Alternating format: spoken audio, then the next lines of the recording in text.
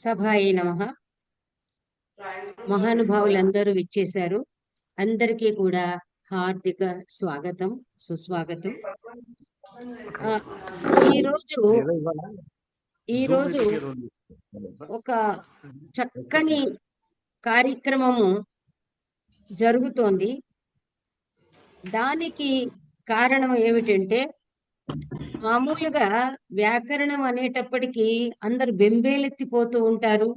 దానికి ఏమో వ్యాఘ్రముఖ గౌ అని ఇత్యాదులు చెప్తారు. అందరూ బెంబేలు పడిపోతుంటారు. కానీ అసలు వ్యాకరణము ముఖం అన్నారు. కానీ నాకైతే ముఖం అని కాదు, సర్వస్వము. వ్యాకరణం అంటే అది లేకపోతే అది ఆత్మే. అసలు వ్యాకరణం లేకపోతే మనకొక పదం అనేది అమ్మ, అరటి, ఆవు ఏదన్నా వ్యాకరణం లేకుండా ఉండదు. ఒక ఒత్తివ్వడంలోనో జరపడంలోనో ఉంటుంది. కాబట్టి నాకు వ్యాకరణము మామూలుగా చెప్పేటప్పుడు అది ముఖం అని చెప్పినా, అది నిజం చెప్పాలంటే ఆత్మస్వరూపం. అది లేకపోతే, వ్యాకరణం లేకపోతే అసలు భాష, అభివ్యక్తి, భావాభివ్యక్తి అనేది కుదరదు. అది ఒకటి ఏమిటి అంటే, మనకు చెప్పేవాళ్ళు అంటే ఏ అధ్యాపకుడు ఉంటారో వాళ్ళు గనక నిజంగా చెప్పగలిగితే ఆ వ్యాకరణాన్ని కూడా నారికేళ పాకంలాగా అందించగలరు. ఎందుకంటే నారికేళ పాకం అని ఎందుకు అంటున్నానంటే, కోనసీమ వాళ్ళు ఉన్నారు, కొబ్బరి బోండాము అందరికీ కొట్టుకోవడం చేత కాదు. ఒక మంచి పటుత్వం గల వ్యక్తి కొట్టిస్తేనే ఆ నీళ్లు మనకు అందుతాయి. కొబ్బరి కాయ, ఇక్కడ ఏదైతే టెంకాయ దేవుడికి ఇద్దామన్నా పక్కవాడు సాయం చేయాల్సిందే. పూజారి కొడతాడు కానీ మనం కొట్టలేం. ఆ విధంగా సరి అయినటువంటి ఆచార్యులు గనక మనకు లభిస్తే ఆ వ్యాకరణంలోని నారికేళ జలము, దానిలో ఏముంది, రుచి ఉందా, ఔషధ విలువలు ఉన్నాయా, ఏమున్నాయి అనేది అది ఆస్వాదించిన వాడికే అవగతం అవుతుంది.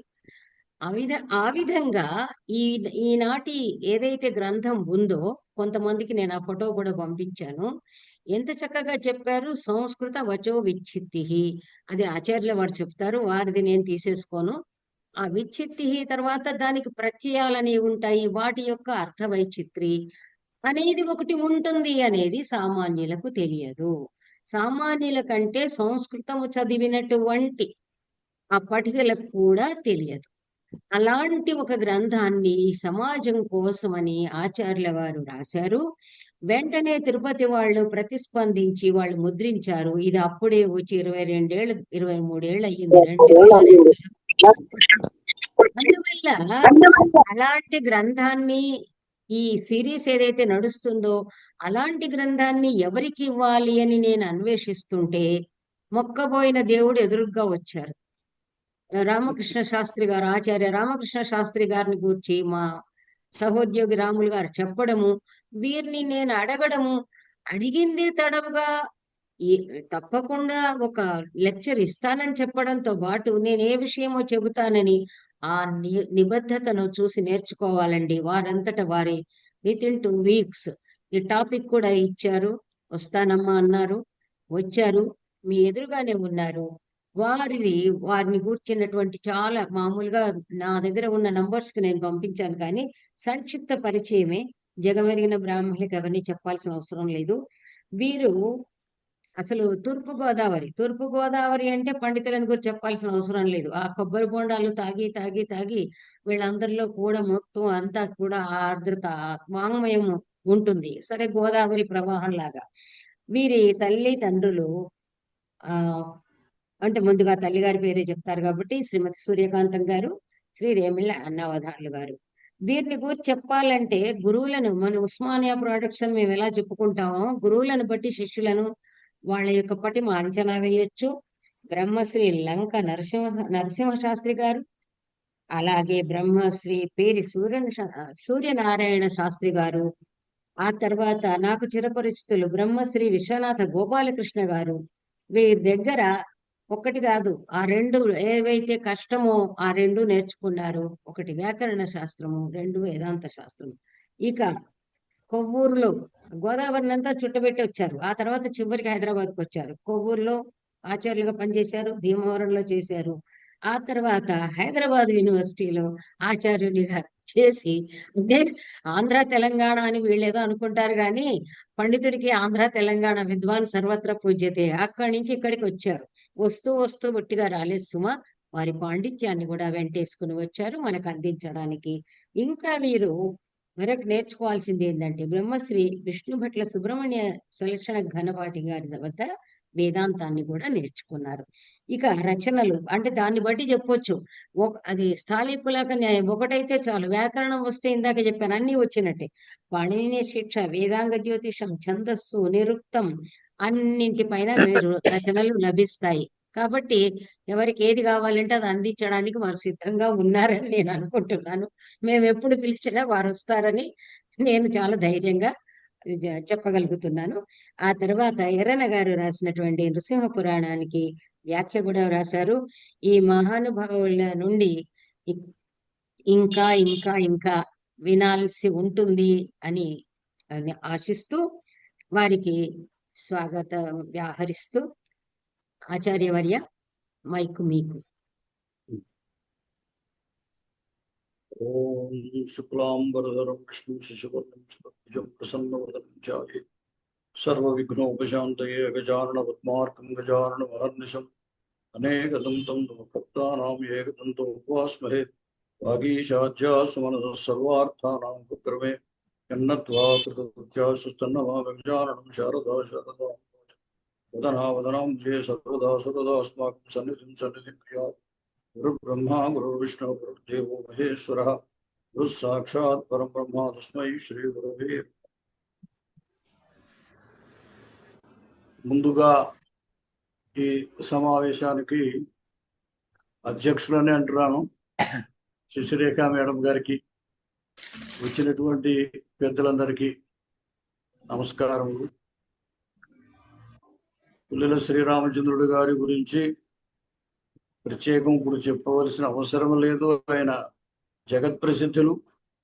ముఖ్యంగా ఆధునిక కాలంలో సంస్కృతంలో బహుముఖీనమైనటువంటి ప్రజ్ఞ కలవారు. సాధారణంగా ఒక్కొక్కళ్ళు ఒక్కొక్క క్షేత్రంలో పనిచేస్తూ ఉండడం అనేది మనకి కనబడుతూ ఉంటుంది. కానీ ఆయన సాహిత్యం, వ్యాకరణం, అలంకార శాస్త్రం, వేదాంత శాస్త్రం, అటు నాట్య శాస్త్రం, ఇటు మహాభారతం, రామాయణం, అసలు అన్ని గ్రంథాలను వారు అసలు ఎలా రాశారు అవన్నీ పరిశీలించి రాయటానికి అంత సమయం ఆయన ఎలా ఇచ్చారనేదే చాలా ఆశ్చర్యకరమైనటువంటి విషయం. ఒకవైపు ఉద్యోగ బాధ్యత నిర్వహిస్తూ, ఇటు కుటుంబ బాధ్యత నిర్వహిస్తూ ఇంతటి సాహిత్య కృషి చేసిన వ్యక్తి ఆధునిక కాలంలో చాలా అరుదు అనే మనం చెప్పుకోవచ్చు. అటువంటి వారికి సాక్షాత్తుగా ఆయన దగ్గర శిష్యుడు కాకపోయినా రచించినటువంటి గ్రంథాలు ఆయా సందర్భాల్లో చదువుకుని వాటి వల్ల ప్రయోజనం పొందినటువంటి వాడిని అంచేత వారు మాకు గురుతుల్యులే. ఈ సంస్కృత వాచో విచ్ఛిత్తి మరియు ప్రత్యయార్థ వైచిత్రీచ అని ఈ గ్రంథం పేరు. సంస్కృత వచో విచ్ఛిత్తి ప్రత్యయార్థ వైచిత్రీచ అని. ప్రత్యయార్థ వైచిత్రి అనేటువంటి వాడు సులభముగానే తెలుస్తుంది. అనేక అర్థాల్లో పాణిని మహర్షి వ్యాకరణంలో ఆయా ప్రత్యయాలు విధించడం, దానివల్ల విశేషం తెలియడము అనేది ప్రత్యయార్థ వైచిత్రి. ఈ సంస్కృత వచో విచ్ఛిత్తి అనేటువంటి దానికి ఏమిటంటే ఒక విధంగా వచన చమత్కారము, భాషలో ఉన్నటువంటి చమత్కారము అని అభిప్రాయము. అది మనకి ఆ జాతీయములు, సామెతలు లేదా పదబంధముల ద్వారా తెలుస్తుంది. దీంట్లో ముఖ్యంగా ఏమిటంటే వ్యాకరణ సంబంధము లేకుండా కేవలం భాషలో వాటి యొక్క ప్రయోగాన్ని బట్టి విశేషాలని గమనించడం, ఆ పదబంధముల యొక్క విశేషము లేదా వాక్య రచన యొక్క విశేషం, అది వాటిని పట్టి వారు తీసుకురావడమే అసలు చాలా గొప్ప విషయం. ఎందుకంటే ఒక కావ్యాన్ని కానీ నాటకాన్ని కానీ చదువుతున్నప్పుడు మనము ఆ రస ప్రవాహంలో కొట్టుకుపోతూ ఉంటాం. కానీ ఒక్కసారి ఆగి ఆ వాక్య రచనని దాంట్లో ఉన్నటువంటి విశేషాన్ని గమనించి మరి దాన్ని వేరే ప్రత్యేకంగా మరి నోట్ చేసుకోవాలి. అంతటి ఎన్ని గ్రంథాలు తిరిగేశారు ఆయన మరి. అన్ని గ్రంథాల నుంచి వీటిని సేకరించి మనకి అందించడం అనేది చాలా చాలా చాలా గొప్ప విషయం. సాధారణంగా ఇది కూడా ఒక విధమైన నిఘంటువు లాంటిది. నిఘంటు అనగానే మనకు గుర్తుకొచ్చేది ఏమిటంటే అకారాది క్రమంలో పదాలు, వాటి అర్థాలు, అయితే వాటి వ్యుత్పత్తులు, వాటి సమానార్థకాలు, ఇట్లాగా ప్రాచీన కాలంలో మనకి పర్యాయ పదకోశము, నానార్థ పదకోశములు అట్లా ఉండేవి. మొట్టమొదట్లో వైదిక నిఘంటువు ఉంటే ఆ నిఘంటువుకే నిరుక్తకారులు వ్యాఖ్యానం చేశారు, వ్యుత్పత్తినంతా చెప్పారు వాటిల్లో ఉన్న పదాలకి. అలాగా నిఘంటువు యొక్క రచన మొదట పదాలని ఏర్చికూర్చడమే, అంతే నిఘంటువు యొక్క అర్థం. అయితే కాలక్రమంలో వాటికి అర్థాలు, ఇతర విషయాలన్నీ రావటం, ఇప్పుడు ఆధునిక కాలంలో వాటి పక్కన బొమ్మలు కూడా వస్తున్నాయి నిఘంటువుల్లో. అయితే మొత్తం ఆ నిఘంటు జాతంతా వేరు, ఈ నిఘంటువు వేరు. ఇది ప్రత్యేకమైనటువంటి జాతీయములు, పదబంధాలు, వాటిలో ఉన్న వైశిష్ట్యాన్ని గుర్తించి లేదా చమత్కారాన్ని గుర్తించి వాటిని వేరుగా చేసి మనకి అందించడం అన్నమాట. అంచేత వ్యాకరణ సంబంధం వీటిల్లో ఉండదు.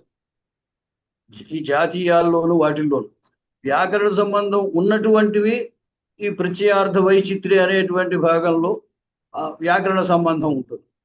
ఇలాగ ఒక విధంగా రెండు ఛానల్స్ అని అనుకుంటే వీటన్నిటినీ కలిపి ఆయన అకారాది క్రమంలో మనకి కూర్చారు. అంటే ఇటువంటి నిఘంటువులు ఆంగ్ల భాషలో ఇంతకు ముందు ఉన్నాయని చెప్పి వారు పీఠికలోనే ఇచ్చారు. A dictionary of modern English usage అని, ఇంగ్లీష్ ఇడియమ్స్ అని, బుక్ ఆఫ్ ఇంగ్లీష్ ఇడియమ్స్ అని ఏవో కొన్ని పుస్తకాల పేర్లు కూడా ఉన్నాయి. అవి ఆంగ్లంలో ఉన్నాయి.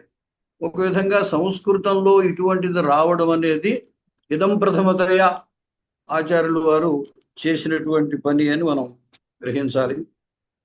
తర్వాత వారు ఈ రచనకి ఎటువంటి పద్ధతిని అనుసరించారు అనే దానికి ఒక ప్రణాళిక వారు ఇచ్చారు. సుమారుగా ఒక 12 అంశాలను ఆయన చెప్పారు. దాంట్లో ఏమిటంటే అర్థ విశేషాలను చెప్పేటువంటి సమాసములు, ఆయన పంచవృత్తులు కూడా తీసుకున్నారు.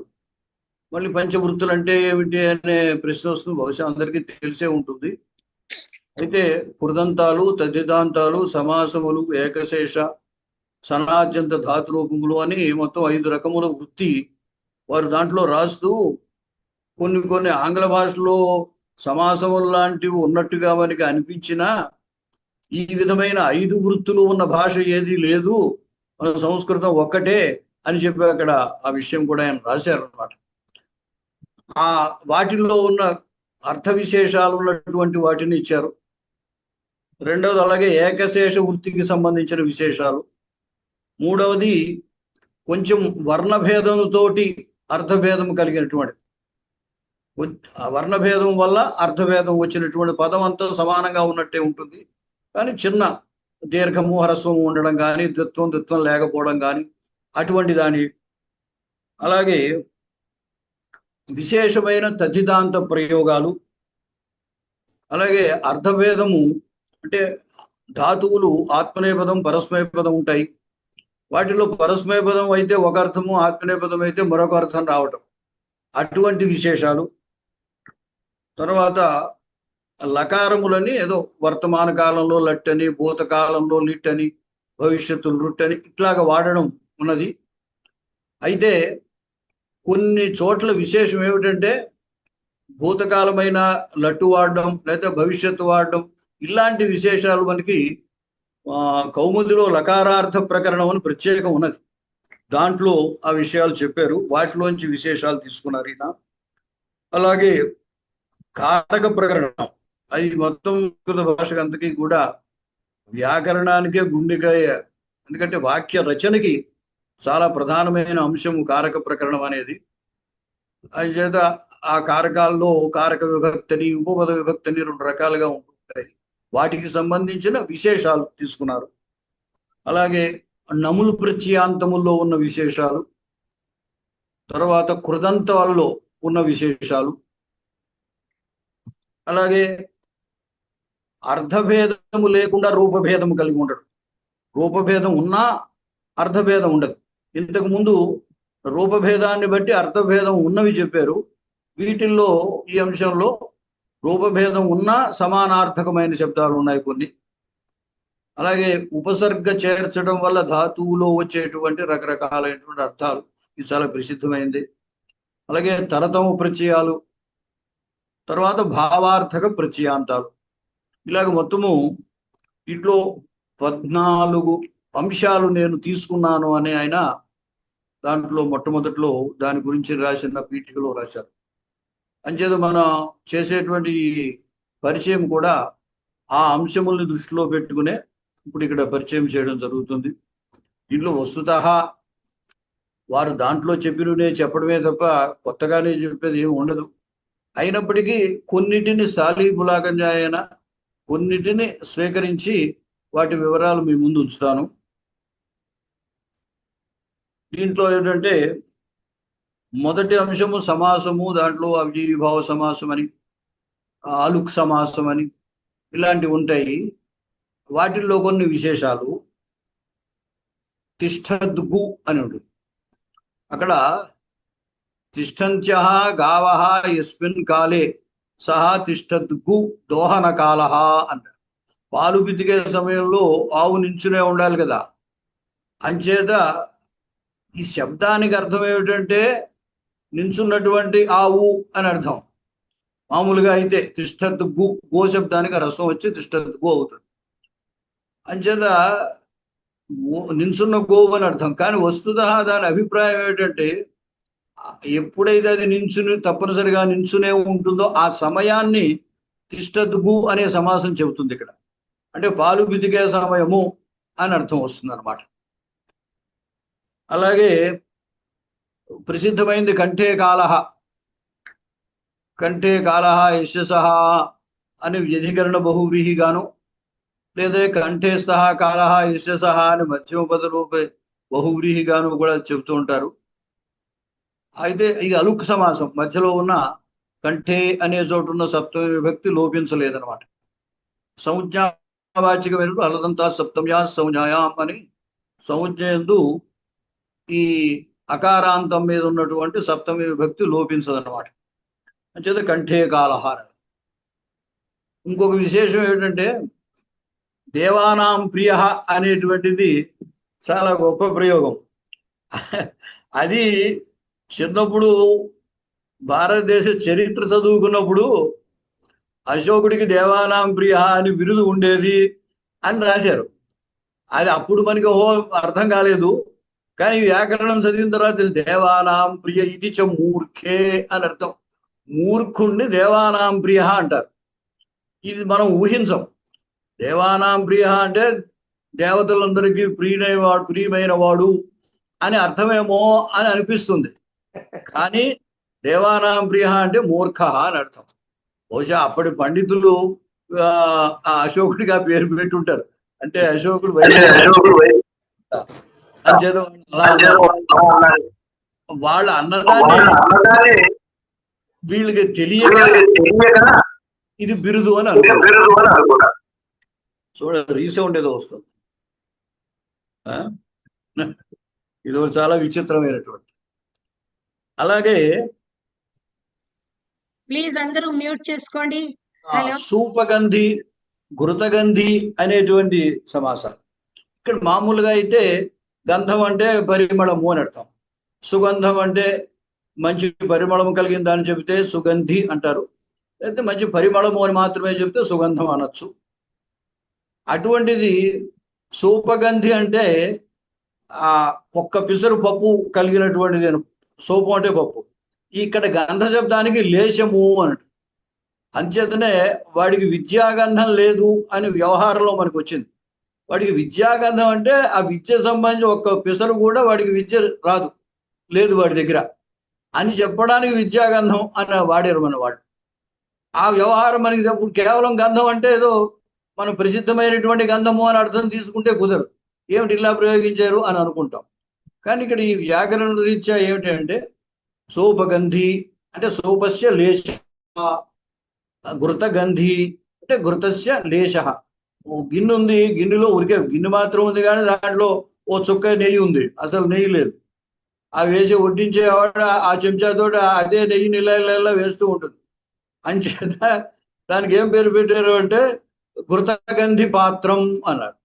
అంటే ఉరికే అనేది చుక్క మాత్రమే ఉంటుంది దాంట్లో, అంతే. ఇటువంటి విశేషాలు మనకి వ్యాకరణం వల్ల తెలుస్తూ ఉంటాయి అన్నమాట.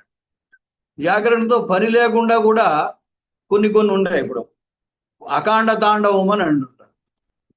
వాడు అకాండ తాండవం చేశాడు అంటే అనవసరమైన చోట తన పాండిత్యాన్ని ప్రకర్షణం తెలుపుకోవడం, అటువంటి దాన్ని అకాండ తాండవము అని అంటారు.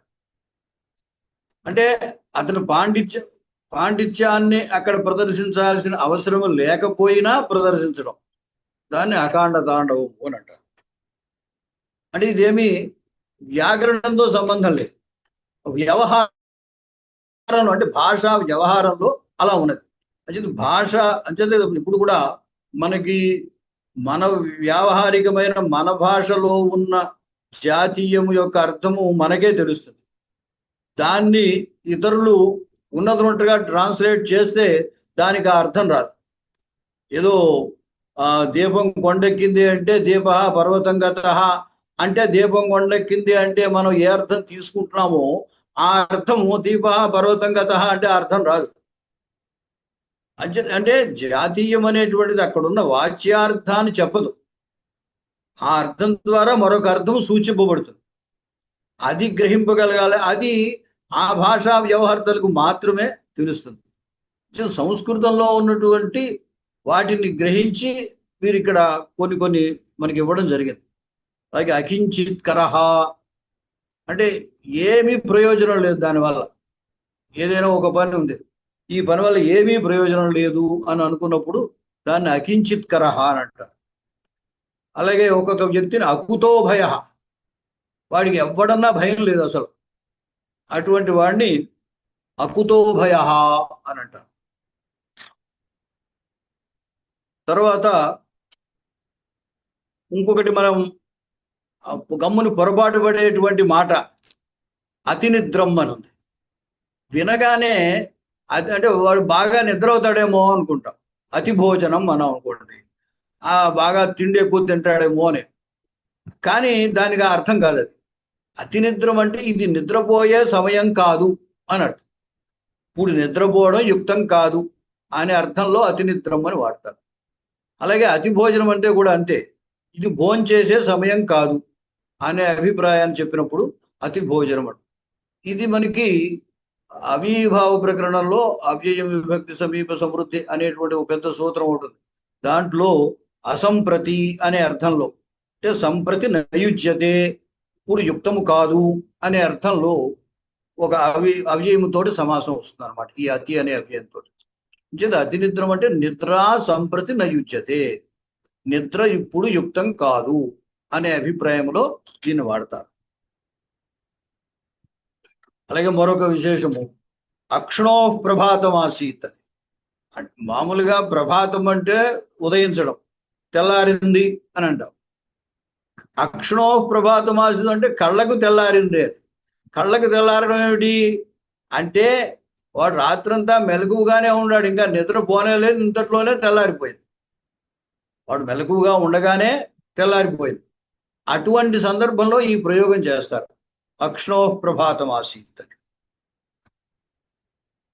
తర్వాత కొన్ని చోట్ల మన గురువు గారు ఏం చేశారంటే ప్రాచీన కాలంలో ఉన్న ప్రయోగములు గమనించి, అయితే మరి ఆ పదాలు లేదా అటువంటివి ఇప్పుడు వాడకంలో లేవు, అంచేత ఆధునిక కాలంలో ఎట్లా ప్రయోగించవచ్చో అవి కూడా కొన్ని సూచన చేశారు దీంట్లో. దానికి ఉదాహరణగా అధ్యర్థ కార్షాపణికం, అధ్యర్థ కారీకం అని 2 పదాలు ఉన్నాయి. ఈ కార్షాపణకము, ఖారీ అనేవి పూర్వకాలం వాడేటువంటి కొలతలు. అవి ఈ కార్షాపణం అనేది కానీ కార్య అని కానీ ఇప్పుడు మనం వాడట్లేదు. ఇప్పుడు ఎలాగైతే ఇంతకు ముందు వాడే మన కొలతలు తెలిసినటువంటి ఏదో కొంచెము తవ్వడు షేరు అవి కూడా ఇప్పుడు మనం వాడట్లేదు. ఏదో కిలోగ్రాములు కేజీ ఈ లెక్కలోనే ఇప్పుడు మనం వాడుతున్నాం. మరి అటువంటిప్పుడు దానివల్ల మనకి ఏమీ ఉపయోగం ఉండదు. అవి తెలిసినా దాన్ని మనం ఇప్పుడు ప్రయోగించడానికి ఎటువంటి అవకాశం ఉండదు. అందుచేత గురువు గారు ఏం చేశారంటే ఇటువంటి చోట మనకు ఇప్పుడు తెలిసినటువంటి అధ్యర్థ రూప్యకం అనొచ్చు అన్నారు. అలాగే డాలర్ను కూడా ఆయన అధ్యర్థ డాలరికం, అధ్యర్థ కిలోగ్రామకం, అధ్యర్థ లీటరకం అనే ప్రయోగాలు చేయొచ్చు అని సూచన చేశారు. అంటే ఇటువంటి పెద్దవాళ్ళు మనంతట మనం గమని చేయడానికి సందేహిస్తాం, ఇలా అనొచ్చా అనకూడదా అని. మనకి పెద్దవాళ్ళు ఒక దారి చూపిస్తే ఓహో ఇట్లా చేయొచ్చు అనేటువంటిది మనకి తెలుస్తుంది. అంటే లేకపోతే దాన్ని మనం ఉపయోగించుకోలేం. ఆ ఇడియమో ఆ ఫ్రేజో ఆ పదబంధమో ఆ పదాలు ఇప్పుడు లేవు కాబట్టి ఇంకా అసలు దాన్ని పూర్తిగా వదిలేసి వస్తుంది. అంచేత దానికి సమానార్థకంగా ఎలా వాడచ్చు అనేటువంటివి కూడా అక్కడక్కడ ఆయన సూచనలు చేశారు. తర్వాత అలాగే ఇవన్నీ జాతీయములకు సంబంధించిన భాషలో అవతప్తే నకుల స్థితం అని. దీని మామూలుగా అర్థం ఏంటంటే బాగా కాలినటువంటి ప్రదేశంలో ముంగిస ఉన్నట్టు అని. అంటే ముంగిస స్థిరంగా ఉండలేదు. బాగా రోడ్డు వేడిగా ఉందనుకోండి, తార్ రోడ్డు చూడండి వేసవి కాలంలో కాలిపోతూ ఉంటుంది, దాని మీద స్థిరంగా నిల్చోలేరు అని మామూలుగా దాని అర్థం. అవతప్తే నకుల స్థితం అనే దానికి అర్థం. ఆ తెలుగులో చూడండి కాలు కాలిన పిల్లిలా అంటాం. అంటే ఆ పిల్లి కాలు కాలినప్పుడు ఏమవుతుందంటే ఆ పిల్లి స్థిరంగా ఒక చోట ఉండలేదు. అంటే చంచలమైన చిత్తము కలవాడు అని అర్థం. మనం ఇప్పుడు ఈ అర్థంలో వాచ్యార్థంలో వాడకూడదు. అవతప్తే నకుల స్థితం అని ఏదో ముంగిస వేడి ప్రదేశంలో కాలిన ప్రదేశంలో ముంగిస ఉన్నట్టు అని అనకూడదు మనం. ఆ మొత్తం ఆ ఫ్రేజ్కి అర్థం ఏమిటంటే చంచలమైన చిత్తము కలవాడు, స్థిరమైన చిత్తము లేనివాడు, స్థిరమైన బుద్ధి ఆలోచన లేనివాడు అని అర్థం. అంచేత ఎప్పుడు కూడా ఇటువంటి వాటికి దానికి ఉన్న వాచ్యార్థంలో ప్రయోగం చేయకూడదు. అలాగే ఇటువంటివి ఇంకా ఆకాశ రోమంథనం అన్నాడు. అంటే ఊహాత్మముఖమైనటువంటి వస్తువు, గగన పద్మం అని అంటూ ఉంటారు. ఆకాశ పద్మం అంటే అసలు ఆకాశంలో పద్మం ఎలా ఉండదు కదా. అంటే ఏమిటంటే ఏమీ అసంభవమైనటువంటి దాన్ని ఊహించడం, చెప్పడం, దాన్ని ఆకాశ రోమంథనం అని అంటారు. అలాగే ఉచ్చావచం, ఇక్కడ ఉదక్ అవాక్.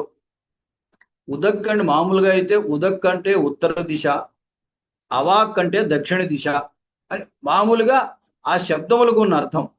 కానీ ఉచ్చావచం అనేటువంటి సమాసాన్ని ఎట్లా వాడతారు అంటే అనేక రకములుగా ఉంది, అనేక భేదాలు కలిగింది, దీంట్లో అనేక ఏదైనా ఒక విషయాన్ని చెబుతూ దీంట్లో అనేక రకాలు ఉన్నాయి అని చెప్పేటప్పుడు ఈ ఉచ్చావచం అనేదాన్ని వాడతారు.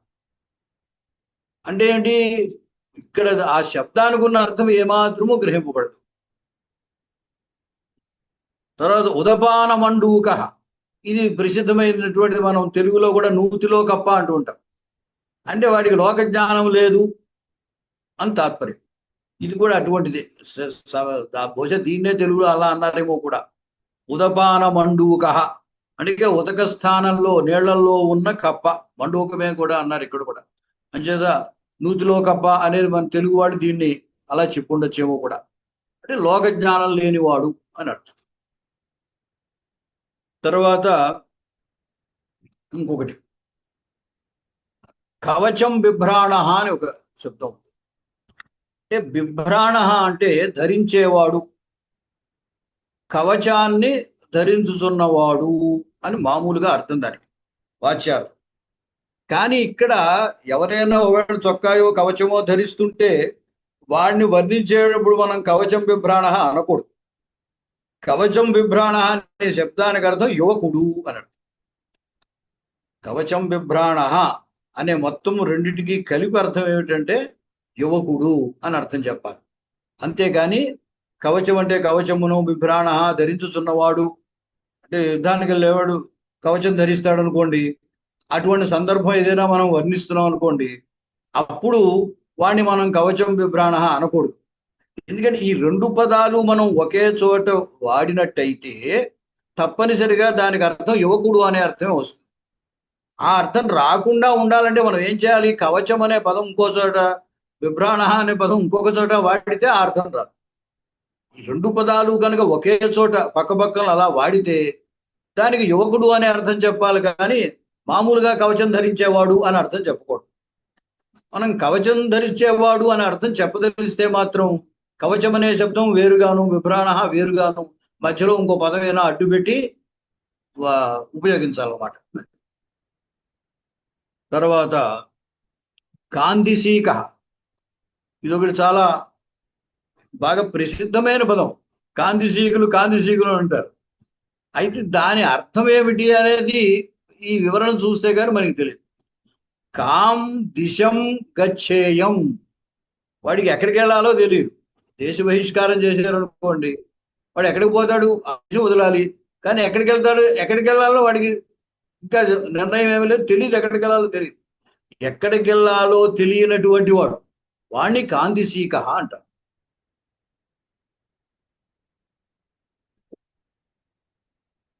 తర్వాత మనకి టైం ఉంది కదా, పర్వాలేదు. అంటే ఎందుకైనా మంచిదని నేను ఎక్కువే చెప్పడానికి ఏర్పాటు చేసుకున్నాను. మీరు మీరు మీ వ్యాఖ్యానం కూడా జోడించవచ్చు. ఇప్పుడు మామూలుగా గురువు గారు చెప్పింది లిస్ట్ లోనే కాకుండా మీరు మీకు కొన్ని అనుభవంలో ఆధునికాలు ఆకృతి గణాలు ఉంటాయి కదా, సో ఆ విధంగా మీరు కూడా సందర్భోచితంగా మీ వ్యాఖ్యానాన్ని కూడా కొంచెం అది విచ్చిత్తి కదండి, అలంకరించాలి కొంచెం. You can decorate it. ఓకేనండి, ఉంది, టైం ఉంది, అరగంట టైం ఉంది. గేహే నర్ది గోష్ఠే పండిత అని. ఇక్కడ ఏమిటంటే ఇది కూడా మనకి తెలుగులో కూడా వాడి ఇంట్లోనే పులి అంటూ ఉంటారు. అంటే భయస్థుడు అని అర్థం, వీరువు, భయస్థుడు అని అర్థం.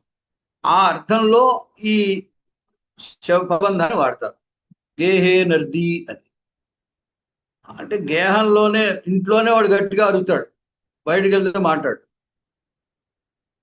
గేహే శూరః, లేదా గోష్ఠే పటుః, గోష్ఠే ప్రగల్భః, ఇలాంటివి కూడా మనం వాడుకోవచ్చు అన్నమాట.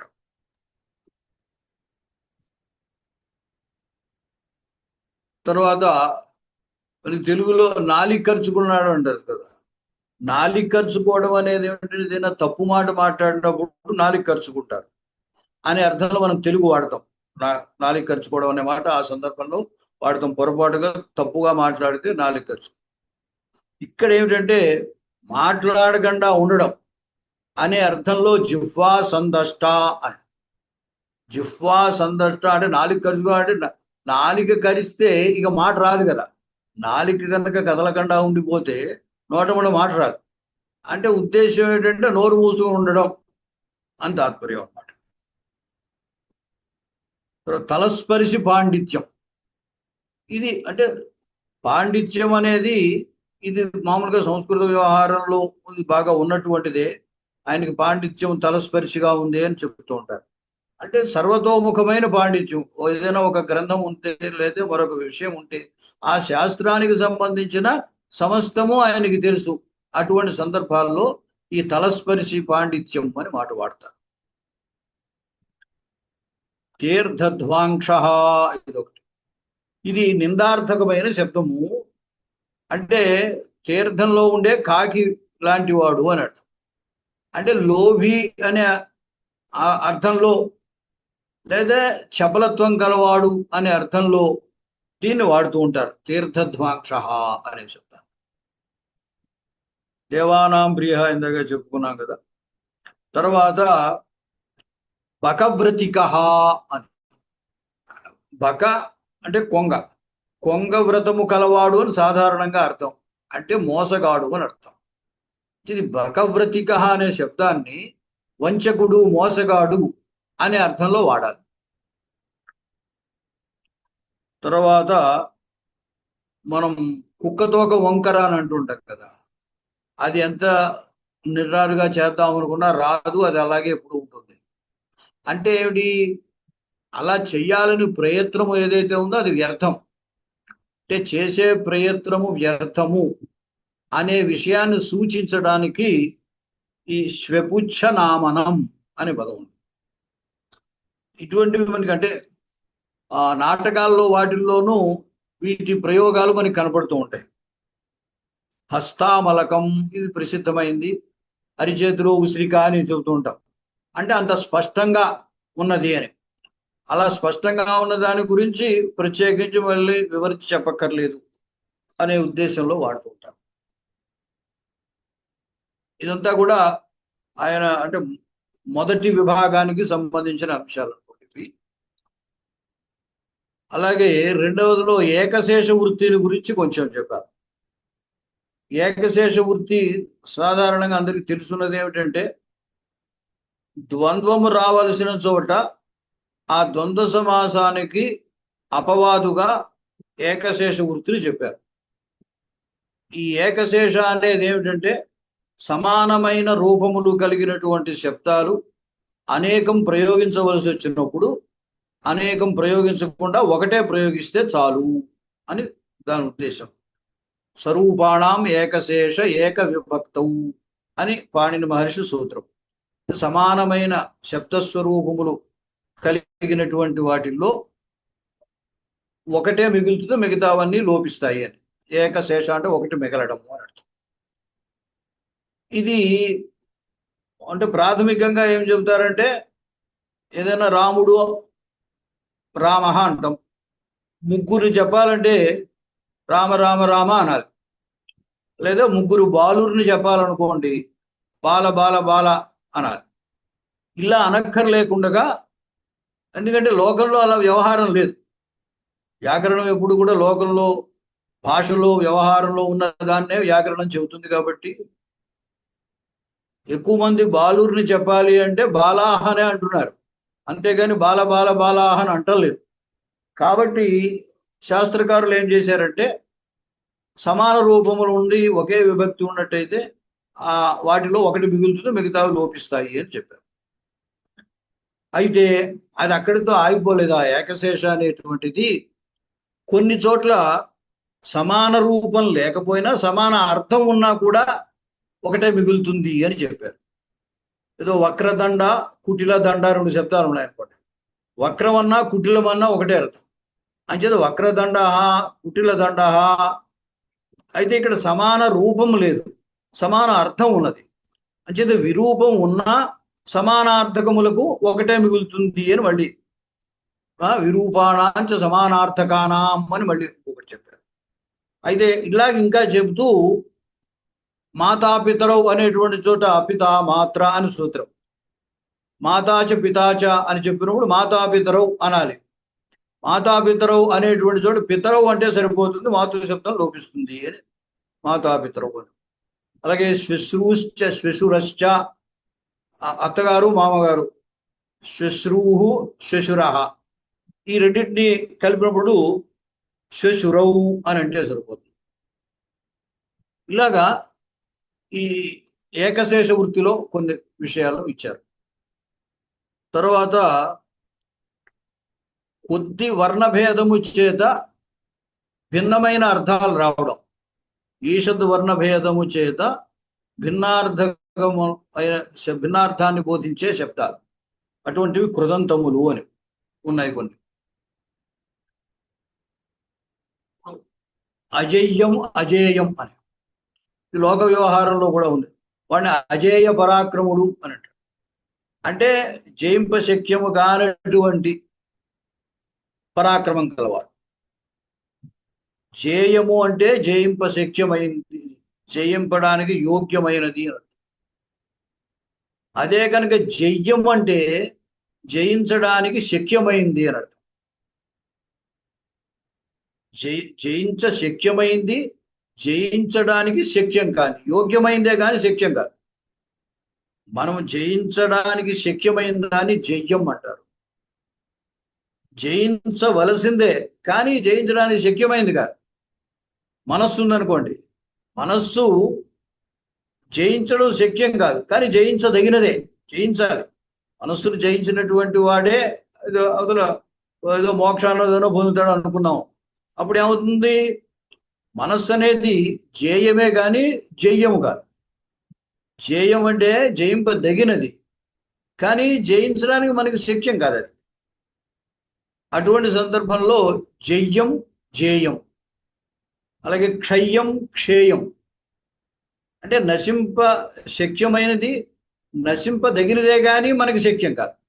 పాపం ఉందనుకోండి, ఆ పాపము నశిస్తే మంచిదే, కానీ పాపాన్ని నశింపచేయలేము, మనకు ఆ శక్తి లేదు. ఇటువంటి సందర్భాల్లో ఈ శబ్దములో క్షయ్య జయ్యౌ శక్యార్థే అని పాణిని సూత్రం. క్షయ్య క్షేయ, జయ్య జేయ అని శబ్దస్వరూపంలో తేడా వల్ల అర్థం మారుతుంది. అలాగే భోజ్యం భోగ్యం, రెండూ కూడా భుజధాతువు మించి వచ్చినవే. సాధారణంగా మనకి ఏమిటి అనిపిస్తుంది అంటే ఒకే ధాతువు మించి వచ్చాయి కాబట్టి అర్థం ఒకటే అని అనిపిస్తుంది. కానీ భోజ్యం అంటే తినదగినది, భోగ్యం అంటే తినడానికి వీలేదు, అది అనుభవింపదగినది. ఇప్పుడు అంటే కారులో వెళతాను కూడా, కారు అది భోగ్యం, అంటే దాని ద్వారా వాడు ఏదో కొంత సుఖాన్ని ఆనందాన్ని పొందుతున్నాడు. అలాగే విద్యుత్తు లేదా భవనము, మరొకటి మరొకటి మరొకటి, ఇవన్నీ కూడా మన సుఖ సాధనములైన వస్తువులు అనుకున్నట్లయితే అవన్నీ భోగ్యములు, భోజ్యములు కాదు. తినడానికి యోగ్యమైనవి ఏదో పండు, అన్నము, మరో పాయసము, మరొకటో మరొకటి, ఇటువంటివే భోజ్యములు. అంచేత భోజ్యం భోగ్యం అంటే ఇక్కడ జకారము గకారం, మిగతా అంతా ఒకటే. ఆ జకార గకారముల యొక్క తేడా వల్ల ఈ అర్థంలో భేదం వస్తుంది అన్నమాట. అట్లాంటిదే యుగ్యం యోగ్యం. యుగ్యం అంటే యుజుర్ధాతు, అది వాహనాన్ని యుగ్యం అని అంటారు. యోగ్యం అంటే యోగ్యమైనది, అర్హమైనది అని అర్థం. యుగ్యం అంటే ఉపయోగించడానికి ఏదైతే సాధనంగా మనం వాహనాన్ని ఉపయోగిస్తామో దాన్ని యుగ్యమని. అలాగే యోగ్యమైనది అంటే అర్హమైనది, దేనికైనా అర్హమైనది అని చెప్పడానికి యోగ్యమైనది, వాడు యోగ్యుడు అని అంటారు. తర్వాత ధనాయతి ధనీయతి. ఇప్పుడు జీవించడానికి సరిపడినటువంటి ధనం ఉన్నప్పటికీ ఇంకా ధనం సంపాదించాలి అనేటువంటి కోరిక ఎవరికైతే ఉంటుందో అతన్ని ధనాయతి అని అంటారు. జీవనార్థం పర్యాప్తే సత్యపి ధనే అధికం ధనం యదా వాంఛతి తదా ధనాయతి అని. అంటే అతడు జీవించడానికి సరిపడ్డ ధనం అతని దగ్గర ఉంది, సుఖంగా జీవించడానికి. అలా ఉన్నా సరే ఇంకా ధనం సంపాదిస్తూ ఉంటారు. ఇప్పుడు ఆధునిక కాలంలో రాజకీయ నాయకులు వాళ్ళు కోట్లు కోట్లు సంపాదిస్తూ ఉంటారు కదా, అంటే వాళ్ళంతా ధనాయతి గ్రూప్ లోకి వస్తారు అన్నమాట. ధనీయతి అంటే తన జీవనం కోసం ధనాన్ని సంపాదించేవాడు, భుక్తి గలవడం కోసం, జీవనయాత్ర నడవడం కోసం ధనాన్ని కోరుకునేవాడిని ధనీయతి అని అంటారు.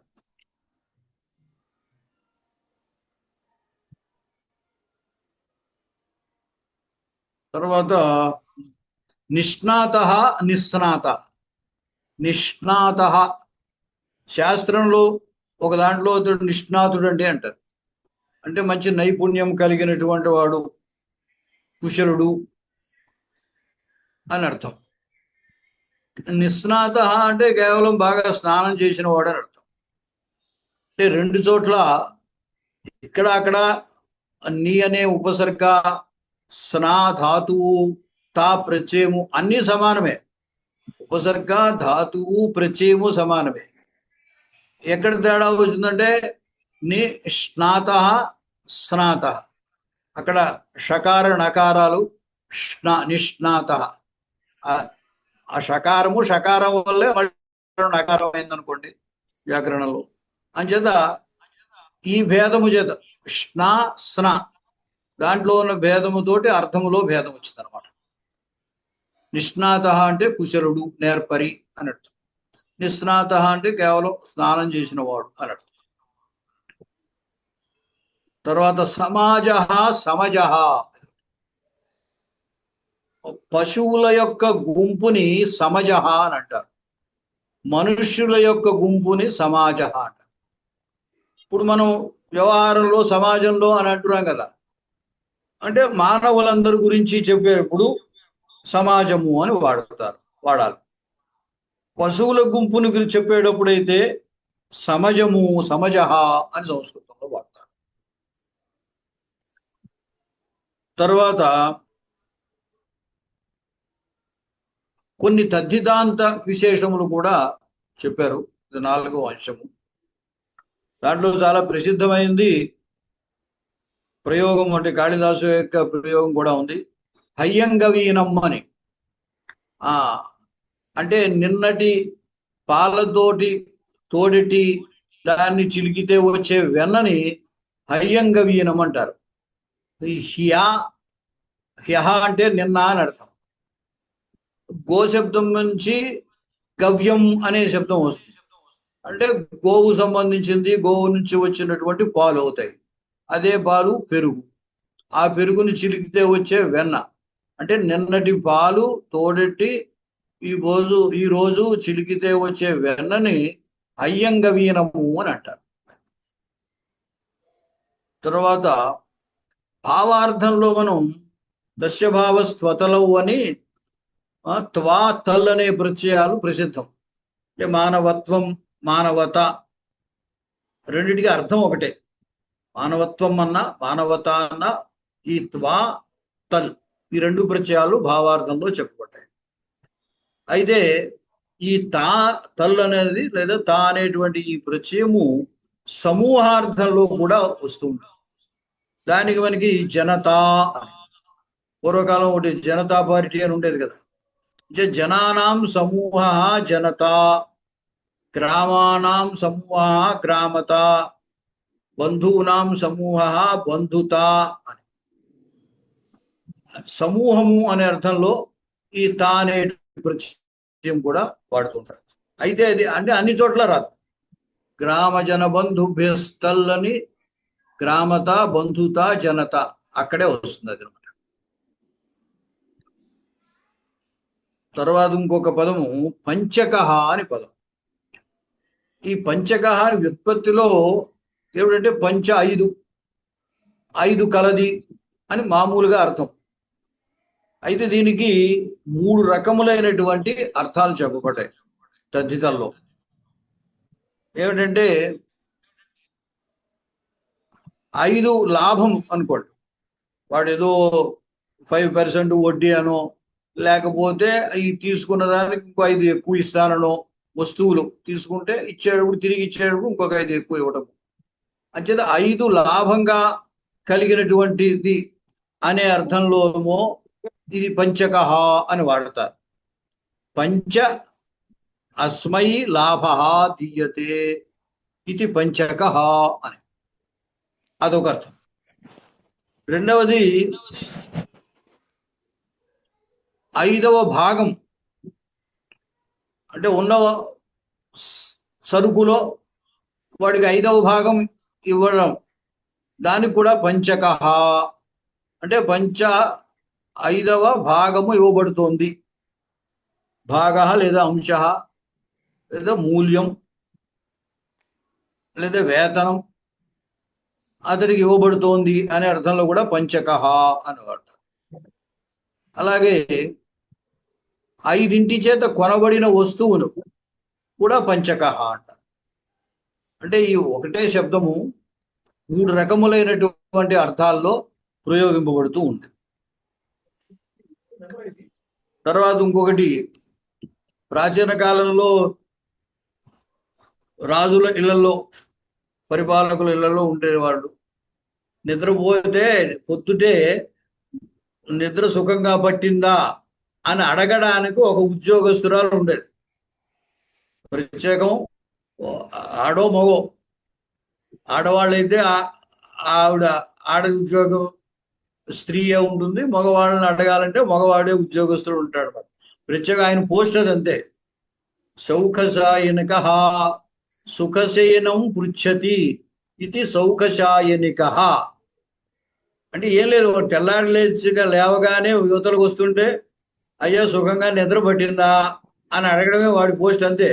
ఇంక తర్వాత మళ్ళీ వాడికి అయిపోయింది జాబ్. వాడు రోజు పొద్దుంటే అడగడం, అదొకటే డ్యూటీ అనమాట. దానికోసం ప్రత్యేకంగా ఒక ఉద్యోగస్తుడు ఉండేవాడు అనమాట. అలా అడిగే వాళ్ళని ఏమంటారు అంటే సౌఖశాయనిక అని అంటారు. అలాగే అంటే అతడే ఇంకో తర్వాత మనం కూడా చేస్తే చేయొచ్చు అనుకోండి. అలాగే స్నానం చేస్తే శుభ్రంగా స్నానం అయిందా అని అడిగేవారు. దానికి పేరు సౌస్నాతిక.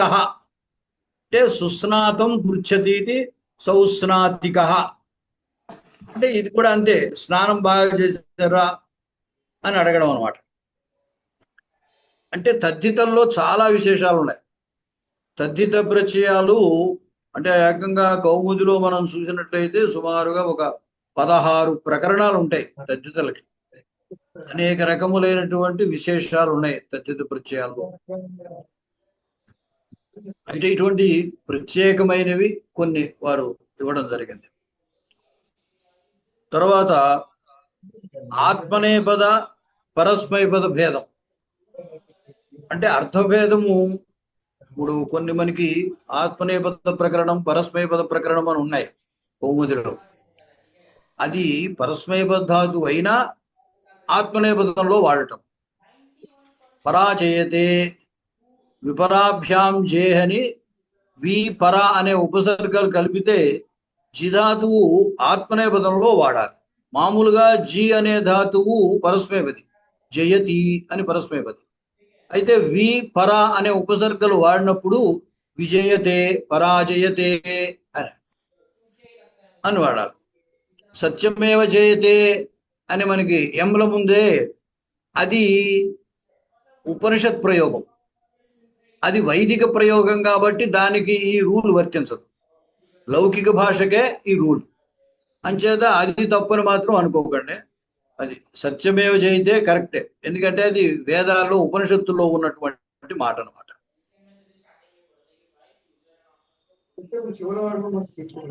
అలాగే వదధాతు ఉంది. వదధాతువుకి అను అనే ఉపసర్గ చేరిస్తే అనువదతి అనువదతే గా వాడచ్చు.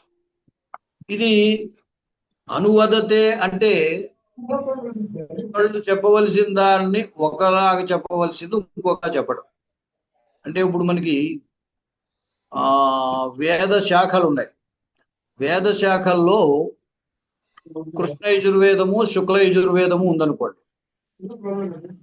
ఈ కృష్ణ యజుర్వేదము చదువుకున్న ఆయన శుక్ల యజుర్వేదము లాగా ఉచ్చరిస్తే వేద మంత్రం ఒకటే ఉంటుంది ఇక్కడ అక్కడ, కానీ రెండిటికి స్వరభేదం ఉంటుంది. అంచేత ఈ కృష్ణ యజుర్వేదం చదివిన ఆయన ఆ శుక్ల యజుర్వేదము చదువుకున్న వానిలాగా అతనిలా ఉచ్చరిస్తే దాన్ని అనువదతే అని అంటారట. అలా కాకుండా ఉన్నట్టుగా ఎవరు వాడు పలికిన దాన్ని ఈయన పలికితే మామూలుగా అనువాదం అని వస్తుంది కదా, అంటే ఆ చెప్పిన దాన్ని మళ్ళీ చెప్పడం. మామూలుగా అసలు ఇప్పుడు అనువాదం అని ఇంకో భాషాంతరీకరణని మనం అనువాదము అని వ్యవహరిస్తున్నాము. వస్తుత అనువాదం అంటే ఏమిటంటే ఆయన అన్నమాట మళ్ళీ మనం అనడమే, దాన్నే అనువాదం అంటారు. అనువదతి అంటే ఒకరు చెప్పిన దాన్ని మళ్ళీ అదే విధంగా చెప్పడం, చెబితే దాన్ని అనువాదము అని అనువదతి అంటారు. ఇక్కడ అనువదతే అనువదతి. అనువదతే అనేది అకర్మక ధాతువుగా వ్యవహరింపబడుతుంది. అనువదతి ఉక్తం అనువదతి, వాడు చెప్పిన దాన్ని మళ్ళీ అంటున్నాడు. ఇది సకర్మక ధాతువు అనమాట. అంటే ఒకటే ధాతువు ఆత్మనేపథంలో వాడితే అది అకర్మకంగా ఉంటుంది. ఒకరు చెప్పినట్టుగా మరొకరు చెప్పడం, దాన్ని అనువదతే అని అంటారు. చెప్పిన దాన్ని ఊరికే చెప్పినట్టే ఉచ్చరించినట్టయితే అనువదతి అని. పరస్వైపదానికి ఆత్మని. పరస్వైపదం అంటే కేవలము అనుకరణ లాంటి. వాడు చెప్పింది వీడు అండమే, అంతవరకునే అనువదత అంటే. అనువదతే అంటే మాత్రము వాడిలా చెప్పడము అంటే వీడు చెప్పవలసింది కాదు అది, కానీ వాడు అన్నట్టుగా వీడు అంటున్నాడు. అది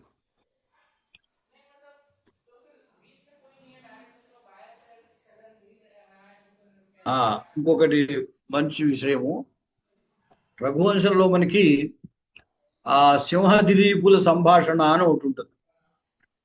రెండవ సర్గలో సుదక్షిణ దిలీపులు గోసేవ చేస్తారు. ఆ సందర్భంలో ఆవు మీద సింహం పడడం, ఆ సింహానికి దిలీపుడికి సంభాషణ. అక్కడ సింహము మనుష్య వాక్కుతోటి మాట్లాడింది అని కాళిదాసు గారు చెప్తారు.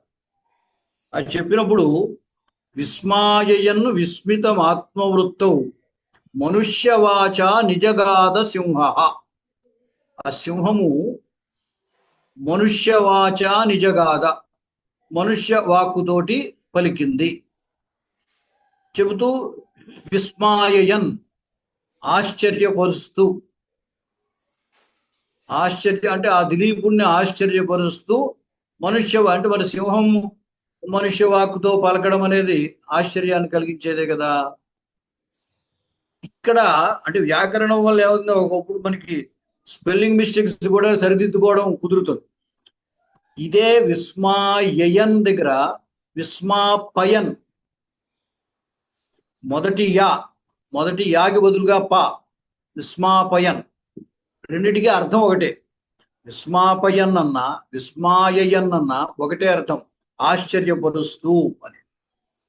అయితే మరి ఇక్కడ తేడా ఏమిటి అంటే, తనంతట తానుగా ఏదైనా ఎదటివాడిని ఆశ్చర్యపరిస్తే అది విస్మాపయన్.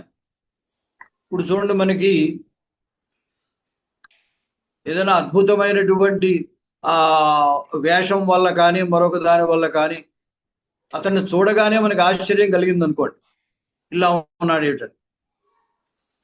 అప్పుడు అది ఏమవుతుందంటే విస్మాపయన్ అన్నమాట. తనంతట తానుగా మనకి ఆశ్చర్యాన్ని కలగజేస్తే విస్మాపయన్ అని, ఏదైనా సాధనం ద్వారా ఆశ్చర్యం కలగజేస్తే విస్మాయయన్ అని. ఈ రెండిట్లో తేడా. ఇక్కడ సింహము మనుష్య వాక్కుతోటి ఆశ్చర్యపరిచింది. అంటే ఈ మనుష్య వాక్ అనేది ఆశ్చర్యం కలిగించడానికి సాధనం కాబట్టి విస్మాయయన్ అని అన్నాడు కాళిదాసు. అంటే ఒకవేళ ఎక్కడైనా పుస్తకంలో విస్మాపయన్ అని ఉందనుకోండి, ఓహో ఇది పొరపాటు పడింది అని మనం అర్థం చేసుకోగలం అనమాట. అంటే స్వయంగా ఆశ్చర్యపరిస్తే విస్మాయయన్ అని, మరొక సాధనం చేత ఆశ్చర్యపరిస్తే విస్మాయయన్ అని అనాలి అని సూచన అనమాట. తర్వాత మరొక అంశంలో ఏమిటంటే, ఒక కాలంలో విధింపబడినటువంటి లకారాన్ని వేరొక కాలంలో ఉపయోగించడం. రుట్ అనే లకారం ఉంది, ఆ రుట్ భవిష్యత్ కాలంలో ఇవ్వబడింది. ఆ భవిష్యత్ కాలంలో వాడవలసిన దానిని భూతకాలంలో వాడటం. ఎప్పుడు అంటే ఏదైనా జరిగిపోయిందాన్ని మనం గుర్తు చేస్తున్నాం అనుకోండి, ఎవరితోటైనా మాట్లాడినప్పుడు అప్పుడు మనం అలా తిరిగాం కదా, నీకు గుర్తుందా అని అంటాం. ఎప్పుడో మన మిత్రుడు ఎవరో ఉన్నారు, అతనితో మనం ఎక్కడెక్కడికో ఏ సినిమాకో పార్కుకో ఎక్కడెక్కడికో వెళ్ళాం. వెళ్ళిన తర్వాత కాలంలో అతను కనపడ్డప్పుడు మనం ఫలానా అప్పుడు అక్కడికి వెళ్ళాం కదా, నీకు గుర్తుందా అని అడుగుతాం. ఇది గుర్తు చేయడం అన్నమాట. ఇలా గుర్తు చేసే సందర్భంలో భూతకాలంలో జరిగిన దాన్ని భవిష్యత్ కాల లకారంతో చెప్పచ్చు అని పాణిని మహర్షి సూత్రం. అది అభిజ్ఞావచనే రుట్ అని. ఇక్కడ కృష్ణుడితోటి ఓ గోపబాలుడు అంటున్నాడు అనమాట, హే కృష్ణ గోకులే అవసామా ఇది యత్ తత్ స్మరసికిం. ఇంతకుముందు గోకులంలో నివసించావు, అది నీకు గుర్తుందా? ఈ అర్థంలో స్మరసి కృష్ణ గోకులే వత్స్యామహ, అక్కడ గోకులే వత్స్యామహ అనేది భవిష్యత్ కాలం. అతను అక్కడ అంటే చెప్పదలిచింది ఏమిటి, మనం అక్కడ నివసించాము నీకు గుర్తుందా అని. ఆ నివసించాము అనే భూతకాలంలో ఉన్నదాన్ని ఇప్పుడు గుర్తు చేస్తూ ఏమిటి వత్స్యామహ అని లృట్టు వాడతారు. అలాగే ఈ నను అనేటువంటిది వాడినప్పుడు అకార్షీక్యం నన్ను కరోమి భో అని సమాధానం. ఇది ప్రశ్న ప్రతివచనం. నువ్వు చేసేవా పని అంటే వాడు చేశాను అని చెప్పాలి. చేశాను అంటే భూతకాలంలో వాడాలి. అకార్షం చేశాను అని చెప్పాలి. కానీ అక్కడ నన్ను కరోమి భో కరోమి అని వర్తమాన కాలంలో ఉపయోగిస్తారు. ఈ నను అనే శబ్దాన్ని ప్రయోగించినప్పుడు ఇలా ప్రశ్నకి ప్రతివచనం, ప్రశ్నకి సమాధానం చెప్పేటప్పుడు భూతకాలంలో ఉండవలసిన లకారాన్ని ఆ భూతకాలంలో ఉన్నదాన్ని లట్టు వర్తమానం లట్టు వాడతారు. అంటే వర్తమాన కాలంలో ఉండే లట్టు ఇక్కడ భూతకాలంలో వచ్చింది అని అనుకోవాలన్నమాట. తర్వాత కారక విభక్తులు. కారకముల్లో చాలా విశేషాలు ఉన్నాయి. అక్షణాకాణ అంటే కంటి చేత గుడ్డివాడు అని అర్థం. సాధారణంగా మనం ఏమిటంటే కన్ను గుడ్డిదైతే మొత్తం వ్యక్తిని గుడ్డివాడు అంటాం. అంటే అండంలో తప్పేమి లేదు. ఎందువల్ల అంటే చూడడం అనేది కంటితో చూస్తారు కాబట్టి, ఆ కన్ను గుడ్డిది కాబట్టి వాడిని గుడ్డివాడు అని అంటున్నాం. అంచేత ఎక్కడైతే అవయవము దెబ్బతింది, వికారం పొంది దాని చేత అవయవి చెప్పబడతాడు. ఇక్కడ కన్ను దెబ్బతింది కానీ ఈ అవయవం కలిగిన వ్యక్తిని మనం గుడ్డివాడు అని అంటున్నాం. అక్షణాకాణ అని. అలాగే అంటే ఇవన్నీ ఏనాంగ వికార అని కారక ప్రకరణంలో చెప్పారు. అట్లాగే అధికరణానికి సాధారణంగా సప్తమి విభక్తి వాడతారు. కానీ అధి అనే ఉపసర్గ చేరినటువంటి సీయింగ్, స్థా, ఆస్ అనే ఈ 3 ధాతువుల్ని ప్రయోగించినప్పుడు ఆధారము కర్మ సంజ్ఞ కలిగి ఉంటుంది అని చెప్పారు. అది సీయింగ్, స్థా, సాం, కర్మ అని. అంచేత వైకుంఠం అధిసేతే విష్ణు, మామూలుగా అయితే విష్ణు వైకుంఠే సేతే అనాలి. విష్ణు వైకుంఠంలో శయనించాడు అని చెప్పారు. అయితే వైకుంఠమునందు అని సప్తమి ఉండవలసిన చోట కర్మ సంజ్ఞ చెప్పడం వల్ల ద్వితీయ వచ్చి వైకుంఠం అధిసేతే అని అవుతుంది అన్నమాట.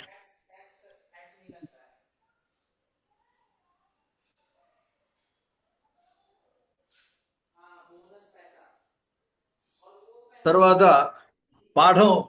ఇప్పుడు చూడండి, చిన్నపిల్లలు మనం పాఠం పూర్వకాలంలో అప్పగించుకునేవారు. ఆ పాఠం అప్పగించంటే రాలేదంటాడు, చదవలేదా అంటే చదివానన్నట్టు. పాఠం చదివాడు కానీ వాడికి రాలేదు. చదవడము, చదివితే రావడము రాకపోవడం, ఈ రెండిట్లో తేడా. ద్వితీయ వాడితే చదివాడు కానీ రాకపోవచ్చు, తృతీయ వాడితే చదివాడు వచ్చింది. ఏదైనా పాఠమో మరొకటో ఫలితం పొందితే తృతీయ వాడమని, ఫలితం పొందకపోతే ద్వితీయ వాడమని. మాసం అధీతే మాసేన అధీతే. మాసం అధీతే అంటే 4 రోజులు చదివాడు కానీ పాపం రాలేదు. వేదాధ్యయనం చేసినప్పుడు వల్లి వేస్తూ ఉంటారు కదా, ఆ అనువాకం అంతా కూడా మాసం అధీతే అనువాక. ఆ అనువాకాన్ని 4 రోజులు చదివాడు. చదివినప్పటికీ అతను నోటికి రాలేదు. నోటికి రాకపోయినా అటువంటిప్పుడు మాసం అధీతే అని అంటారు. ఒకవేళ వచ్చేస్తే మాసేన అధీతే తృతీయ. అంటే ఈ ద్వితీయ తృతీయ వాడడాన్ని బట్టి మనకి అర్థమవుతుంది అనమాట. మాసం అధీతేయ, మాసేన అధీతేయ. మాసేన అధీతే అంటే చదివింది అతనికి వచ్చింది అని అర్థం. మాసం అధీతే అంటే చదివేడు కానీ రాలేదు అని అర్థం. ఆ అర్థభేదము ఆ విభక్తిని బట్టి గుర్తిస్తాం అన్నమాట. తర్వాత కొన్ని నములంతములు, విశేషంగా మనకి నములు ప్రత్యయంలో చాలా విశేషమైన ప్రయోగాలు ఉన్నాయి. అకృతకారం కరోతి, ఇక్కడ కారం అనేది కృధాతువు మీద నములు ప్రత్యయం చేస్తే కారం అవుతుంది. అకృతకారం కరోతి అని అంటే ఎవ్వడు చేయనటువంటి పని వాడు చేశాడు అనుకోండి. ఇప్పుడు ఆచార్యులు గారు అదే పని చేశారు. మనకి సంస్కృతంలో ఇటువంటి నెగటివ్ లేదు ఇంతకు ముందు ఎప్పుడు కూడా. అంచేత ఆయన చేసిన పనిది ఆయన విషయంలోనే మనం అనొచ్చు అనమాట. అకృతకారం కరోతి అని అంటే ఇంతకు ముందు ఎవరు చేయనటువంటి పనిని ఎవరైనా చేస్తే మనం అకృతకారం కరోతి అని అంటారు. అలాగే జీవగ్రాహం గృహ్ణాతి అంటే జీవించి ఉండగా పట్టుకోవడం. అంటే వాడిని శత్రువుని వరుగుడి కాలంలో ఆ శత్రువుని పట్టుకు తీసుకురామంటే వాడు బ్రతుకున్న వాడిని పట్టుకు తీసుకురాడు, చంపేసి తీసుకురావచ్చు, కానీ ప్రాణాలతో తీసుకురా అంటూ ఉంటారు. అటువంటి సందర్భంలో జీవగ్రాహం గృహ్ణాతి. అలాగే స్వాదుంకారం భుంక్తే, స్వాదుంకారం అంటే ఏదైనా పదార్థం ఉందనుకోండి, దాన్ని తినడానికి యోగ్యంగా చేసుకుని తినటం, అప్పుడు స్వాదుంకారం భుంక్తే అని అంటారు. అలాగే ఇంకా కొన్ని విశేషాల్లో కృదంతాల్లో అభ్రంలిహ అని అంటే ఆకాశాన్ని తాకినవి. మనం ఏదో అతిశయోక్తి చెబుతుంటారు కదా, ఆ భవనాలు ఆకాశాన్ని తాకుతున్నాయని అతిశయోక్తి అలంకారంలో చెబుతుంటారు. అలాగే ఇక్కడ ఏమిటంటే లిహ ఆస్వాదనే అని ధాతు. అభ్రం లిహ అంటే ఆకాశాన్ని తినేయడము, పోని ఆకాశాన్ని ఆస్వాదించడము అని దానికి మామూలుగా అర్థం అనుకోండి. కానీ దీనికి మాత్రము ఉన్నతమైనది అని అర్థం అభ్రం లిహ అంటే. తర్వాత పండితం మన్యః అంటే పండితం ఆత్మానం మన్యతే ఇది పండితం మన్యః అంటే తన్ను తాను నే పండితుణ్ణి అని ఎవరైతే భావించుకుంటూ ఉంటారో వాళ్ళని పండితం మన్యః అని అంటారు. అంటే పండితుడు కాకపోవచ్చు, పండితుడు కాకుండానే తను తాను నేను మహాపండితుడిని అని అనుకోవచ్చు. అలాగే కవిని కాకూడదు, కవిం మన్యః కొన్ని ఇటువంటివి వాడచ్చు అని ఈయన సూచించినవి. కవిం మన్యః, ధీమంతం మన్యః, సుందరం మన్యః, తనను తాను నేను చాలా అందగాడిని అని అనుకోవడం, అప్పుడు సుందరం మన్యః అవుతాడు. పాణింధమః, పాణయః ధ్మాయంతే అత్ర ఇది పాణింధమః అంటే చీకటి వ్యాపించిన ప్రదేశాన్ని పాణింధమః అని అంటారు. పాణింధమో అథవా మార్గం ఉందనుకోండి, చీకటి పడిపోతే ఏమీ కనపడదు. పూర్వకాలము నడిచి వెళ్ళేవారు కాబట్టి చీకటి పడితే ఏవైనా పాములు అవి వస్తాయని చప్పట్లు కొట్టుకుంటూ వెళ్ళేవారట. అంచేత చీకటి ఉన్న ప్రదేశాన్ని పాణింధమః అని అర్థం. తర్వాత పదస్వరూపం వేరుగా ఉన్న ఒకే అర్థములో ఉంది.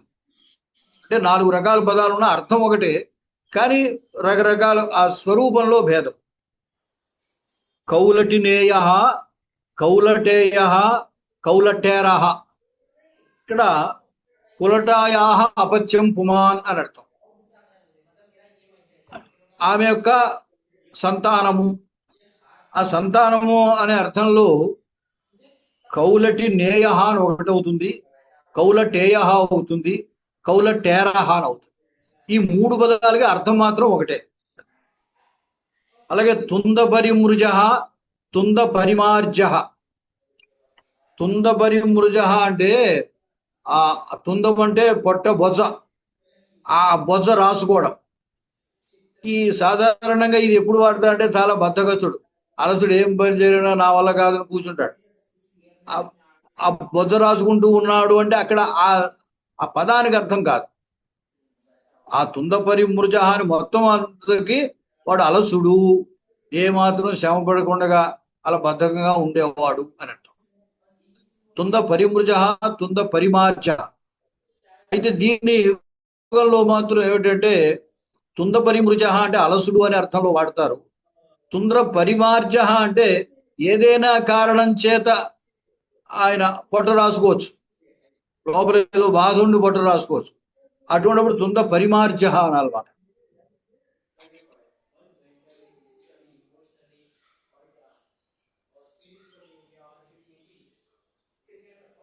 అలాగే కళ్ళు మూసుకుని కొంతమంది మాట్లాడేటప్పుడు కళ్ళు మూసుకుని మాట్లాడతారు. అటువంటి వాళ్ళన అక్షినికాణం జల్పతి అన్నట్టు.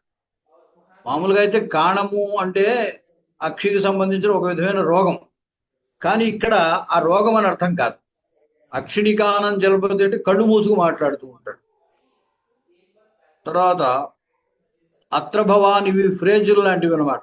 అత్ర భవాన్, అత్ర భవతి, తత్ర భవాన్, తత్ర భవతి అనే శబ్దాలని గౌరవవాచకంగా వాడతాం. అంటే విడివిడిగా దాన్ని అత్ర అంటే ఇక్కడ, భవాన్ అంటే నీవు, తత్ర అంటే అక్కడ, భవాన్ అంటే నీవు అనే అర్థం తీసుకోకూడదు. అత్ర భవాన్ అంటే మన ఎదురుగా ఉన్నవాడిని అత్ర భవాన్ అంటే గౌరవనీయుడైన వాడు, గౌరవింపదగిన వాడు అని అర్థం అనమాట. అలాగే అథ కిం, అథ కిం అంటే అవును, నిజమే, సత్యమని ఒప్పుకునేటువంటి వాటిని అవును అలాగే జరిగిందని చెప్తాం అనుకోండి. అటువంటిప్పుడు నాటకాల్లో ఎక్కువగా ఈ అథ కిం అనే పదం వాడుతూ ఉంటారు. అధికరణ ద్విజ, అధికరణ శబ్దానికి ఆధారము అని వ్యాకరణంలో ఆధారం అధికరణం ఉంది, కానీ ఇక్కడ అధికరణ శబ్దానికి కోర్టు అని అర్థం. అధికరణ ద్విజ అంటే కోర్టు పక్షి, అస్తమాట ఏదో కేసు వేస్తూ కోర్టు చుట్టూ తిరుగుతూ ఉంటాడు, వాడిని అధికరణ ద్విజ అని అంటారట. ఉద్దాలక పుష్పభంజిక ఒక ఆట పేరు ఇది. అంటే ఇది మనకి ఇప్పుడంటే ప్రసిద్ధమైనది కాదు, ఇప్పుడు మనకి తెలియదు.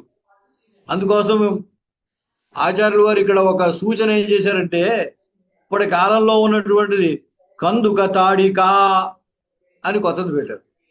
అంటే ఫుట్బాల్ ఆడతారు అనుకోండి, ఆ ఫుట్బాల్ ఇప్పుడు ఆడేటువంటి ఆటే కాబట్టి దాన్ని కందుక తాడిక అనొచ్చు అని సూచన చేశారు.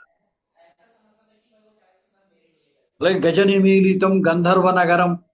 ఈ గజనిమీలితం అంటే ఎదురుకుండా ఎంతమంది ఉన్నా వాళ్ళు ఎవరిని లక్ష్య పెట్టకుండా నిర్లక్ష్యంగా ఉండేవాడు ఎవడైతే ఉన్నాడో వాడిని గజనిమీలితం అంటాడు.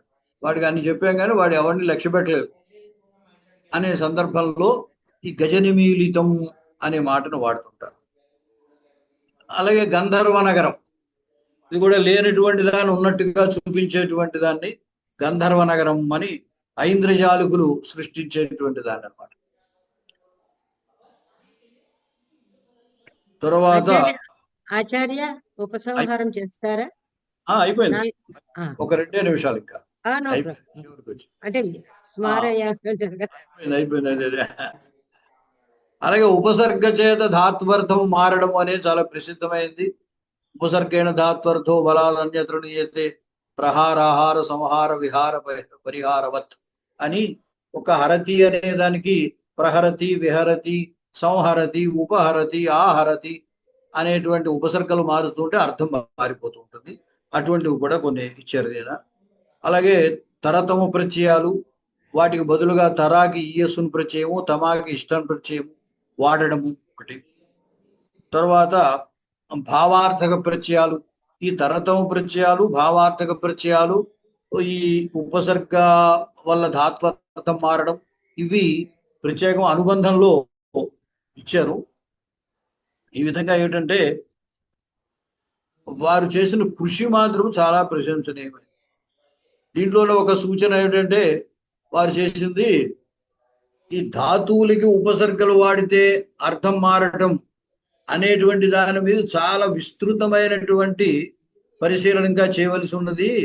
అంటే ఒక ధాతువుకి అనేక ఉపసర్గల వల్ల ఎలా అర్థం మారుతుందో ఇప్పుడు వరకు కొన్ని చోట్ల ఉదాహరణలు చూపించాము. అలా కాకుండా చాలా ధాతువులకి ఇలా ఉపసర్గ వాడడం వల్ల ఏ ఉపసర్గ వాడితే ఏ అర్థం వస్తోంది అనేది ప్రత్యేకం.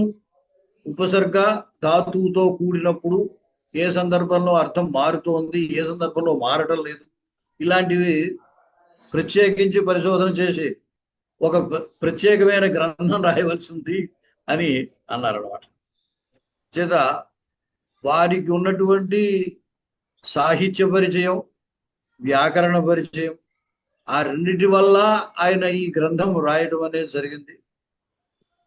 తర్వాత అసలు ఇటువంటి గ్రంథం రాయడమే ఇదం ప్రథమతయ సంస్కృతంలో మనకి ఇటువంటి గ్రంథం వచ్చింది. వారు చేసినటువంటి కృషిని మనం అర్థం చేసుకున్నట్లయితే అది మనకి ఎందరికో ఉపకరిస్తుంది. ఇది పెద్దలకు కూడా ఉపకరించేటువంటి గ్రంథం. దాన్ని ఇంకా చాలా విషయాలు ఉన్నాయి, అంటే ఉదాహరణలే అవన్నీను. అయితే అది ప్రయోగాల్లో మనం చూసుకోవాల్సి ఉంటుంది. కావ్యాలు నాటకాలు చదివేటప్పుడు ఆ ప్రయోగాలు కనుక చూసినట్టయితే ఆ అర్థ విశేషాలు మనకి తెలుస్తాయి. యథాశక్తిగా వారి యొక్క గ్రంథాన్ని పరిచయం చేయడం జరిగింది. ఇంతటితో విరమిస్తున్నాను. నాకు ఈ అవకాశం కలిగించినటువంటి మేడం గారికి ధన్యవాదాలు. నమస్కారం. ఆచార్య, అద్భుతంగా ఉంది. ఇంకా దీన్ని గురించి అసలు చెప్పడానికి ఏం అవసరం లేదు, ఎందుకంటే శ్రోతలందరూ చక్కగా ఆస్వాదించారు. మీ నుండి ఇంకా ఇంకా కొన్ని వినాల్సిన అవసరం ఉంది అని ఇప్పుడే నేను మీకు మనవి చేసుకుంటున్నాను. ఎందుకంటే ఇది కూడా అందుకే స్థాళీపులాక న్యాయంగానే, అసలు నిజం చెప్పాలంటే మీరు అన్నట్టు 3 రోజులు త్రిరాత్రోత్సవం కావాలి, లేదా నవరాత్రోత్సవం కావాలి. కాకపోతే ఏమిటి అంటే ముందైతే మనం స్థాళీపులాకంగా వెళ్ళిపోతే ఆ అంతే. తర్వాత ఏమన్నా డిమాండ్ వచ్చిందనుకోండి సప్లై చేద్దాము. ఎనీ హౌ చాలా చాలా ధన్యవాదాలు. చాలా చక్కగా ఉంది. ఇక్కడ మా అనుజుడు ఇక్కడ వైయాకరణుడు ఉన్నాడు, ఆయననే మాట్లాడాలి కాబట్టి వచ్చి కూర్చున్నా. అయ్యే. అయ్యా నీలకంఠం గారు, మీరు ఎప్పుడు ఒక ఏకపాత్రాభినయం అక్కర్లేదు. సో ఈ విల్ చాలా రెస్పాండ్. చాలా ఈ చాలా బాగుందండి, చాలా బాగుంది. గురువు గారు రాసినటువంటి విచ్చితి చాలా చక్కగా వివరించారు మీరు. ఆ, కాకపోతే మీరు అన్నట్టుగా కావ్యాల్లో తర్వాత సాహిత్యంలో వచ్చినటువంటి ఉదాహరణలు కూడా మాకు ఇంకొక సమావేశం పెట్టుకుందాం మనం. ఎందుకంటే అవి అవి వింటే ఇప్పుడు మీరు ఇంతసేపు చెప్పింది మనం వ్యాకరణంలో బాగా చదువుకుంటాం కాబట్టి ఆ, అందరూ ఇక్కడ ఉన్న వాళ్ళందరూ కూడా బాగా ఆనందపడ్డారు. అలాగే ఆ ప్రయోగాలు కావ్యాల్లో నాటకాల్లో సాహిత్యంలో ఎక్కడెక్కడ వచ్చాయో గురుగారు చూపించినాయి. కొన్ని ప్రత్యేకంగా మీరు సెలెక్ట్ చేసి మళ్ళీ మాకు వినిపిస్తే బాగుంటుందని మా ప్రార్థన. చాలా బాగుందండి, చాలా బాగుంది. ధన్యవాదాలు. ఓకే. చాలా బాగుంది. అది అసలు వారు అడగగానే అసలు వారే విషయం కూడా వారే చెప్పారు. ఇప్పుడు నేను సూచించింది ఏమీ లేదు, అమ్మయ్య అనుకున్నా ఇది ఎవరికి ఇవ్వాలని ఆలోచిస్తుంటే. కాబట్టి ఇప్పుడు మనకు వేదాంతానికి వ్యాకరణానికి ఒక నిధి దొరికారు. ఇంకా అసలు ఏం తడుముకోవాల్సిన అవసరమే లేదు. అందులో ఇంత స్పష్టంగా వివరించారు అందరికీ కూడా. అవునండి, సో అవునండి. కాబట్టి